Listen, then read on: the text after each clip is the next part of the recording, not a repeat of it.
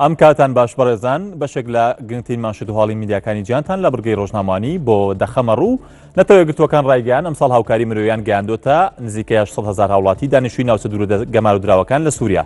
ستیڤان دووجاریک وتەبێژی سکرتێری گشتی نەتەوە گرتوەکان ڕایگەیاندووە لە سەتای ساڵی 2016ەوە کاروانی هاوکاری مرۆیەکانیان گەیاندۆتە 780,000 کەس کە دانیشتووی ناوچە گەمار و دراوەکان یان ئەو ناوچان کە شەڕ و ئاڵۆزی تێدایە لە سووریا. وتیشی لە بەرواری 4 تا 8 مانگە خواردن و ئاوی خواردنەوە و پێویستی تەندروستیان گەیاندۆتە 3250 دانیشتووی گوندەکان و لە 6 مانگدا هاوکاری مرۆیان گەیاندۆتە 35,000 کەسی دانیشتووی گوندی بلودان لە دیمەشق ئاماژەی بۆش کرد بەبێ هیچ تەنگژەیەک توانیوانە هاوکاریەکان بگەێنە سەرجەم ناوچە دوور و گەمار و دراوەکان کە شارەکانی مەزایە و زەبدانی و یەرموک و عینتەرما و چەندین شوێنی دیکەی لە سووریا گرتوتەوە.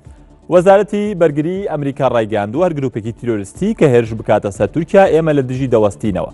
لە دوانەکەی وەزارەتی بەرگری ئەمریکا لە کاتێکدایە کە هێشتا ئەمریکا و تورکیا هاوهەڵوێست نین لەسەر ئەوەی کام گروپانە بە تیرۆریست ناوزەند دەکرێن و کامانە تیرۆریست نین. بە شێوەیە کە تورکیا پێدە بە تیرۆریست دەزانێت بەڵام ئەمریکا مامەڵە لەگەڵ پێدەدا دەکات و وەکو گروپێکی ئۆپۆزیسیۆن لە سووریا. ئادریان ڕانکبین گۆڵوای وتەبێژی وەزارەتی بەرگری ئەمریکا ڕایگەیاندووە ئێمە پشتیوانی لە تورکیا دەکەین وەکو هاوپەیمانێکمان لە هاوپەیمانەتی ناتۆ و ئیدانەی هەر هێرشێکی تیرۆریستی دەکەین دژی تورکیا ئیتر لەلایەن داعش یاخود پەکەکەوە دژی تورکیا ئەنجام بدرێت.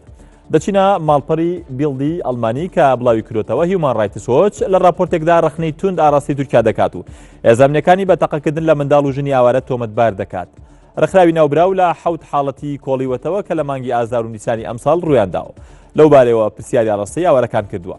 شادحاڵەکان باز لە تەقەکردنی هێزەکانی ئاسایش لەسەر سنووری سووریا و تورکیا و مامەڵەکردنی نامرۆڤانەی ئەو هێزانە لەگەڵ ئاوارەکان دەکەن.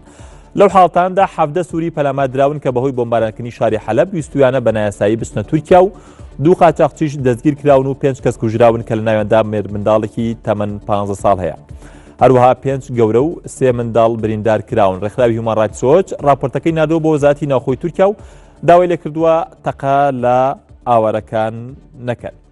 پەیکەرێکی لە مۆم دروستکراو کە لەلایەن پەیکەرتاشی ئیتاڵیەوە دروستکراوە لە زیادکردنی ئاشکرادا بە 12 ملیۆن پاوەند کە بەرامبەرە بە 17 ملیۆن و 200,000 دۆلار فرۆشرا.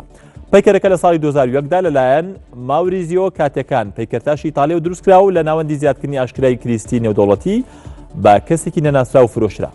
پەیکەرەکە بە شێوێک دروستکراوە کە هیتلەر بە قەبارەی منداڵێک دەردەکەوێت لەسەر ئەژنۆ وەستاوە و وا دەردەکەوێت کە نزا دەکات. پەیکەرەکەی هیتلەر ئاماژەیە بۆ چۆنێتی خۆکوشتنی هیتلەر لە 30 نیسانی ساڵی 1945دا لە پەناگەیەکی خۆی لە بەرلین.